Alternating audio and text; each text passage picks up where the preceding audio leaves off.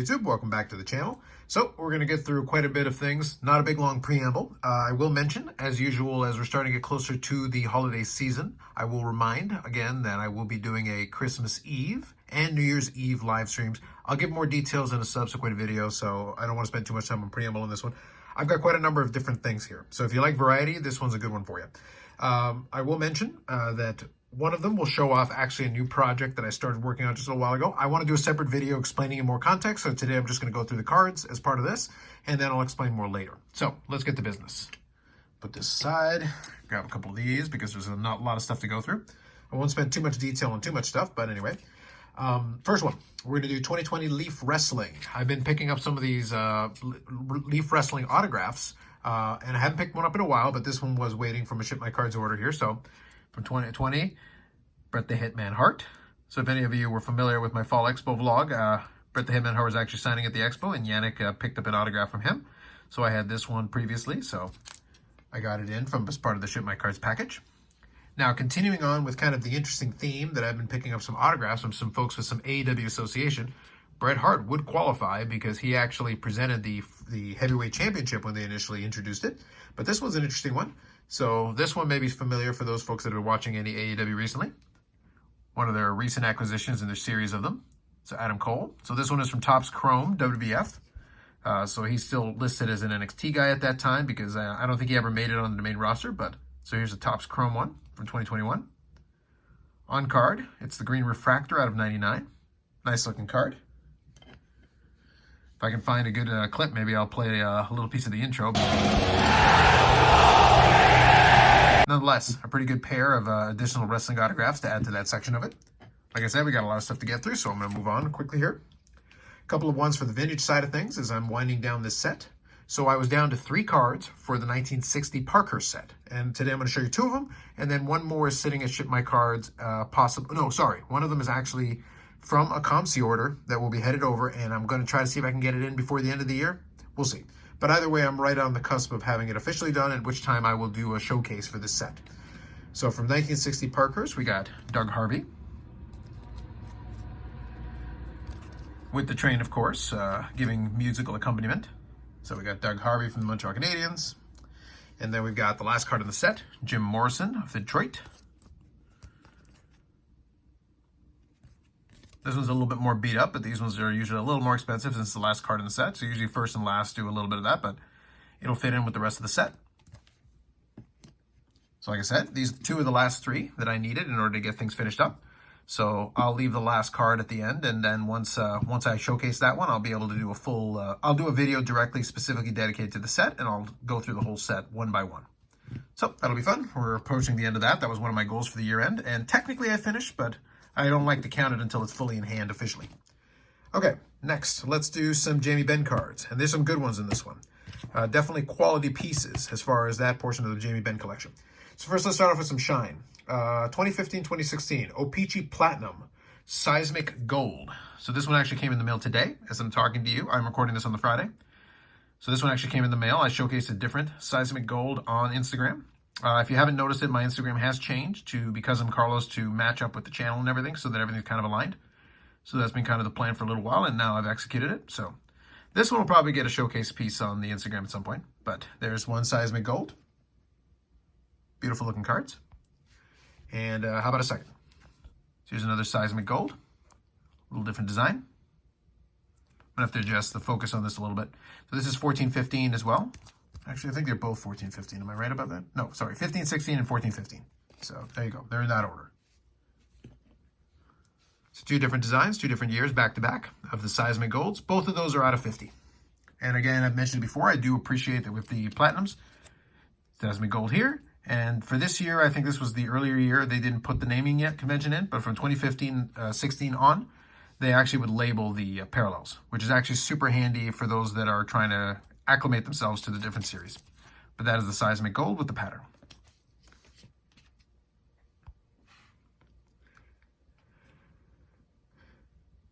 Next up, if you like your newer stuff and your inserts, as well as, homaging to previous inserts, how about this one? We'll do 2020-2021 NHL Meta Universe. This is the red PMG. Let me see if I can get the focus on. There we go. So red PMG. The pattern of these is okay. I do like the whole foil going on with it and everything. It's a decent design, but it's one of those things that I think a lot of the PMG hype is driven by some folks that really freak out about this stuff. I do like the card, though. I'm not going to deny that. Obviously, I bought it. So that one is out of 100. Really cool looking card. I enjoy that. There may be something similar to this coming in probably early 2022, but we'll see. For now, that's a good one to add to the collection. Testament to how I feel about the PMGs and everything, that will go in the Jamie Benn Z folio with the other PMGs I have. Okay, this one's 2013-14. This is Panini Prime Hockey, which has a lot of different, very interesting game used, and this one is no exception. This is the Prime Skates. So if you're familiar at all with the series, they've got kind of almost this kind of an interesting and distinct look, the way they did their Panini Prime, and that is a piece of the skate, which is kind of cool. And these are game used pieces. So game year worn material is guaranteed by Panini. Very cool looking. It's kind of a neat, unique thing. There it is, a piece of the skate. And these are out of 50. Very cool, put that there for a second. There we go. All right. Now, we're going to get into some serious patch stuff. So if you're into that kind of thing, we're about to get into that as well. Okay, so this one is from 2011, 2012. This is Panini again, but this one is All the King's Men from Crown Royale. And check out the patch piece on this one. For the size of the swatch, the patch is really good. Pretty neat design. Fits into the whole Crown Royale theme and everything. These are numbered, so these are numbered to 25. So some pretty limited patch pieces. I've been doing a lot of quality Ben pieces to add to the collection, obviously stemming from the expo as well. But if the opportunity presents itself and I can see something cool, I go for it. Okay, again, we'll stick with the Panini thing for one more card here. Let's do 2012, 2013 Panini Dominion Hockey. And this is the Peerless Patches. So again, numbered to 25. Patch autograph. Very cool. Guaranteed game worn material, so you are getting the real deal. Good stuff. On-card autograph as well. Okay, so now we'll do some Upper Deck. Okay, so to finish this off, we got two more here. I've got 14-15 Upper Deck Premier Hockey, and this is a dual patch with Jason Spezza and Jamie Benn, numbered out of 15. Check out the patches on those two. So solid patch on the Jamie Benn. This one is part of the shoulder patch here. You can see it on this, and you'll get a chance to get a better look at it in a second. But that's a dual patch out of 15. A little bit of the rainbow foil going on as well. Very cool. That is a great card in and of itself, so I'll put it here for a second. We'll enjoy it again with the context of the other card that's coming up here. Okay, next one is 2016-2017. This is Exquisite Hockey, Exquisite Materials. Jamie Benn by himself with another patch piece with that shoulder patch. So you can see there a much better shot of it. And that's where these patch pieces are coming from, which is certainly a premium material. I would agree with that. And that is numbered to 25. So some pretty low numbered pieces. Little spoiler, this might be one of my pickups for Jamie Benn as far as is concerned for 2021. Some of the other ones should be pretty obvious, but nonetheless, I'm going to include that as part of it. Also, you can check out the little gray part in the background here, which is kind of cool depending on how you play with the light a little bit. It's just a clean looking card, and it's got a great patch on it, so certainly worthy. This is where it's kind of fun to have a secondary PC, in that the two of these combined cost me less than even an average Medano patch piece would oftentimes cost me. So it's one of those things where you can pick up some really quality pieces of your secondary player for a fraction of what it costs for the main player, for reasons. If you don't know the background of that, then you're going to have to watch my previous videos because I explain it. Okay, so there you go. So that's it for the Jamie Benns. So that's already a pretty good section. That's just one segment of this mail day. So I've got a lot of other stuff going on here. I'm going to save the Medano cards for the end. Let's do some football and some baseball. This one was actually part of something that I was going to do for the PWCC auction. I did end up winning some cards, which I showed off previously. But I was looking at this one. The price fell out of line with what I thought made sense. I actually looked on eBay, found the exact same card available less expensively, so I ended up picking it up just the same. So any of you who are familiar with the channel, I do like my Green Bay Packers stuff. I don't buy a lot of football, very little as a matter of fact. But I thought this was a cool one. 1999 Bowman Chrome, stock in the game. Thank you for the train. Stock in the game refractor, PSA 9. So there's a refractor. Let me make sure I've got this in focus. So what's nice about it is that it is a 9, so it's a clean card. I don't need it to be a 10. It's one of those things. The mint is more than good enough. But check out the whole background with the embossing and everything and the etching. There's a lot going on with that. It's just a cool looking card. Top to bottom. And I do like my refractors, so that'll work. Late 90s refractor of Favre. That's solid. It will work indeed. So there you go. So there's a football card here. It's the only one of the entire thing. So now we're going to get into some more refractors here. We're going to have a little fun. So these next two are two upcoming projects. This was actually a toss-in card, but I thought it was kind of neat. I don't know exactly what it's for. It says Arena Holograms, so I really don't remember too much about it. I've seen these before, I'm sure, but I don't remember the specifics.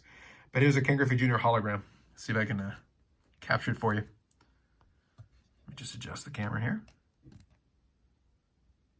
Hopefully you can check out all the different color changes and everything. It's a cool looking card. It's one of those things. As a toss-in, it was a nice toss-in. Normally I tell them to keep the toss-ins, but in this case it's like, it's Griffey. It's fun. That's definitely shiny.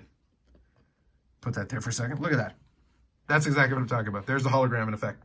Okay, so I do have some other refractors. So we're going to be pretty refractor heavy here for the rest of this. So like I said, two new projects that I'm kind of adding, but they're pretty manageable. And specifically, that's why I picked them. So 1996, this is 1996, I want to say Topps Mystery Finest Refractors. I think that's the entire naming convention for this one. So the numbering is a little bit awkward. You don't get too much of a sense of it. Obviously, it's supposed to be a mystery, so I'll show it to you. So I'm going to start off with Randy Johnson. So again, we got the embossing kind of going on in the background there. So you can see a little depth to it. Very cool looking. And with the silver, the whole refractor shine really pops. Always a fan of that. So to figure out the numbering, you just take a look at the player on the back. So this is M3. And obviously you don't know that until you actually look at it. And they do have the little R for refractor, so it does give you that piece of the hint. There it is. So Randy Johnson. You think 90s? Randy Johnson's going to do it for you. How about Kirby Puckett? So what I like about these sets is these were at least available enough that it's not too expensive to get into a lot of the great players and Hall of Famers and all the whole bunch. And again, you do get the etching, so you got that going for you. So Kirby Puckett is M8, and there's your R again. So let me zip through a couple more of these. How about Tony Gwynn? That'll do.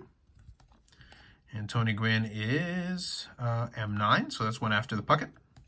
Some of these cases are a little bit scuffed, so probably at some point I'll get some more one-touches and replace them, but for now this is fine. Sammy Sosa. You think big 90s, Sammy Sosa definitely qualifies as a guy. There you go, and Sammy would be M15. Albert Bell with the Cleveland Indians. So right in his peak period. Outfield power is an understatement for Albert Bell, especially during this time period. Dante Bichette. Outfield power as well, no doubt. I think this one's cracked, so this one will definitely need a replacement as well on the case. That's what happens when you make it a little too tight. But anyway.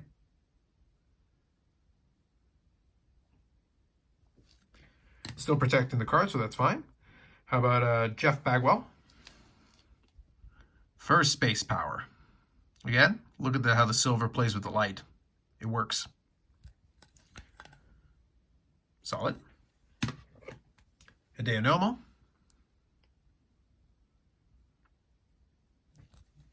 And to round it off, Frank Thomas. So I picked up 9 of these in a lot, all at once. Solid start to this set. I've got the checklist, so I started knocking the numbers off, so we'll continue going through it. But there you go. Nice big stack of those. Okay, so that's one project. And now I'll reveal the other project here. And that is 1996. Let's see if I can not knock the camera around. That'll help. 1996, Topps Finest. And these are the gold refractors. So specifically, if you remember 96 Finest, you had it segmented by these various subsets, which could be available in bronze, silver, and gold. Different levels of rarity. You could have the base cards, and then you could have the refractors. And obviously, the gold refractor was the toughest version of it. So I want to do a subset of just the gold refractors, which are certainly very, not inexpensive, but I've definitely gotten off to a good start here. So I'll share that with you. So first one we're going to do is, let's do Tony Gwynn again. And you're going to see different subsets for these. So this is the Finest Gamers. And what they did with the naming convention on these is you've got the card number for the overall set, And then you've got the theme, so that's gamers, so it's card number 20. And then you've got the scarcity. So in this case, it's the rare, which is the gold version. So you can have silver gamers and bronze gamers, but the Tony Gwynn will only be available as the gold. And then you can have the regular and refractor version, and the peel is on this one. So there you go. Albert Bell again. And check out the Sterling. A lot going on with the pattern and everything. These are pretty cards. Cleveland in his prime. Now, even with the golds, you do have some players that were younger prospects that didn't, for whatever reason, didn't pan out or didn't quite get as far as they thought. How about Finest Phenoms, Kareem Garcia? And like I said, I'll spend a little more time on a separate video talking about these players and their role in the 90s and the mid-90s period at that time. Move on. Finest Intimidator. Sweet looking cards. Check out the patterns and everything in the background. That is a nicely designed card. Mike Mussina, 1996, makes all the sense in the world. And of course, a mail day wouldn't be complete if you didn't have a great power hitting outfielder for the Angels with a fish last name. Angels great, Tim Salmon. Obviously, the Angels franchise has never had another great player with a fish last name. Not one that I can think of anyway. But Tim Salmon, come on. Tim Salmon. It's a beautiful thing. All right, moving on. Now, 1996 Finest. This was a good one as well. Never ended up being, obviously his controversies overshadow a lot of it, but at this point in his career, he was still building a resume towards what probably would have eventually been Hall of Fame had he not got himself out of the league and then eventually had a lot of fun with his personal life, clearly. But nonetheless, it's a cool card, especially if you're thinking mid-90s. So you got Jose Canseco from his time with the Red Sox. Finest Intimidators. So there's a PSA 9 example. Nice and clean with the coating. Another disgraced slugger as well. That's already been mentioned at least once. We got an SGC card on this one. How about Sammy Sosa? So the Finest Sterling with Sammy Sosa. And there is some really good players on this checklist for sure. And I've got a couple of Hall of Famers and great players in here from the 90s. But it's going to be fun to put together this collection. It will not be inexpensive because there's definitely some big guys left to pick up. But I'm going to work my way slowly through this. I'm going to take my time and enjoy it. But it'll be a really cool looking set when it's done. It'll be a lot of fun for sure. So that's the Sterling, Sammy Sosa, Gold, Finest Refractor, 96 Mint. From when SGC was using the 1 to 100 scale. There you go. If you're curious, here's the old background on it. Check it out. Very cool. Okay, that's already a lot of stuff, but I've still got some more stuff to finish this off with. So we're going to do that. So some Medanos here. Let's start off with something kind of random, but kind of fun. How about the 2010-2011 Detroit Red Wings season schedule from the ill-fated year with the Detroit Red Wings? Medano was featured on this, but they couldn't let him get to a milestone number of games, and they couldn't let him play in the playoffs? What the heck, guys? What the heck? Clearly. Ill-fated, unfortunately, but nonetheless, part of his history. All right, moving on. 97-98, Invincible. This is the red parallel. Very cool card with the acetate as well. Got that. So, chipping away at these and another late 90s one to add to that section of the collection. I've been making some great progress on that, so it's been fun. Okay, let's do some jersey cards and some memorabilia. 2001-2002 Parkhurst World-Class Jersey. Cool looking with two colors. So I think it's like a piece of a star from the Team USA jersey. So very cool. Clean design on those. Speaking of clean, how about 2019-2020 SB Authentic Hockey? Sign of the Times, on-card autograph. Nice clean auto. Very good. And I'll update the Medano totals at the end. This one doesn't add to the totals, as the next two don't either. But they operate as kind of, I guess, upgrades / kind of additions to that segment of the collection. So I've got all the regular rookie cards and a lot of the variants and things. But this was the 1990 Bowman Tiffany. So 1991 Bowman Tiffany Medano. I grabbed one in a PSA 8. Didn't really need it in a higher condition. This is a nice clean copy. Like the Tiffany cards, they're fun. A little bit more limited than the regular version, but it's a nice clean copy, and I like that. And it's got the old holder as well. Now, these next two are patch upgrades, not dissimilar to what I did at the Expo with the additions that I added there. This one is 2000-2001 Pacific Crown Royale. And this is the patch variant. If you check it out there, that's numbered to 143. And this should be from the 2000 patch, I believe. I'm not sure which way to orient it. I think maybe this way, but it's kind of a neat patch. Kind of a little something a little different. It's cool. And this one here is from 2003, 2004. SP Game Used Edition, double threads. So we got Medano and Bill Guerin. Dual patch, numbered to 60. So that's an upgrade on the other patch. So very cool edition, like that. It's always nice when you get a pair of decent patches to go along with it. Now this one here is kind of a victim of the time period. So this is actually from 2003, 2004, and it is the In the Game Ultimate. So Ultimate Edition, or Ultimate 4th Edition if you prefer. This is the Game Used stick. So it's a stick autograph. So stick is pretty plain. The autograph is on there. It's a little out of alignment. It's one of those things where Be A Player was a little bit iffy on quality control and some of this stuff. Now, this is where I say it's kind of a victim of the time, because at this point, they would go back to doing some of the encapsulations, but then they would have stuff like this, where it's like, yeah, 4th edition, you can see the sticker still on it. This is the original. This is the way it came, and that's numbered to 30. But you can see this, it's actually just a top loader, and you can see it's kind of damaged here, and I think they went and taped it. This is one of the situations where now that it's in my collection, I'm probably going to take it out of this thing, to be honest. It's kind of ugly leaving it this way, because this sticker's gotten gunk on it over the years, and it's like, just trying to keep it this way just to sustain it doesn't seem viable. This is one where I would, if grading was a little bit cheaper, I would probably just send it in to get it graded. Regardless of what the grade came back, I would like to have it in a different holder, or probably a one-touch, honestly. So I'll probably see if I can get a few more and put it in that way. But that is limited to 30, and it's another addition to collection. Moving on to the piece that is Estance, the last card here. And I've kept the Griffey going the whole time, so I'm going to finish with the Griffey and this one. We're going to have that for fun. Okay, so this is 2005, 2006. So same year as the Crosby and Ovechkin rookies. This is Flir Ultra, and this is the Scoring Kings autograph jersey, which is a neat looking card. You got the nice rainbow foil going on here. It is a sticker auto.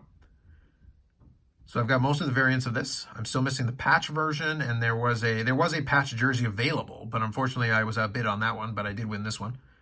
But very cool looking.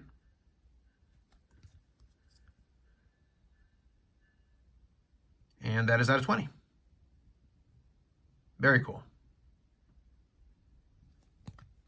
Like that.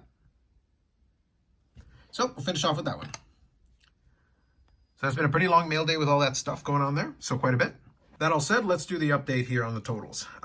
So overall, with the newest additions and all the different projects and everything going on for the Medano collection specifically, I'm at 2,246 unique cards added in the collection, with 213 autographs, including the one on the screen there, and 508 memorabilia cards, which that one counts as both on the screen there. And the Griffey is just a glorious bonus. Been loving the color on that the whole time that I've been doing this video. But there we go. Almost at 2250. I probably will get past that before the end of the year with any mail that's outstanding. There is some stuff that will be piling up at ShipmyCards. If I can get it in time, then great. If not, then it'll be early on in the new year. But I'm pretty satisfied where we are right now. And that's kind of the basis that I'm going to use to try to figure out my goals, because that'll be one of the videos at the end of the year here upcoming. All right, that's long enough. So any comments or questions, you're more than welcome to put them down there. I'll reply back to them, hopefully in short order. I'll do the best I can. Otherwise, more videos coming up on the channel, live streams on Fridays at 9 p.m. Eastern time. And the plan is to keep doing the Friday live streams through to the end of the year. And then early next year, we'll start figuring out if we'll do anything schedule-wise. Probably not. Probably it'll stay the same. It's been working for me, so we'll keep it rolling from there. Anyway, thanks very much. We'll catch you in the next one.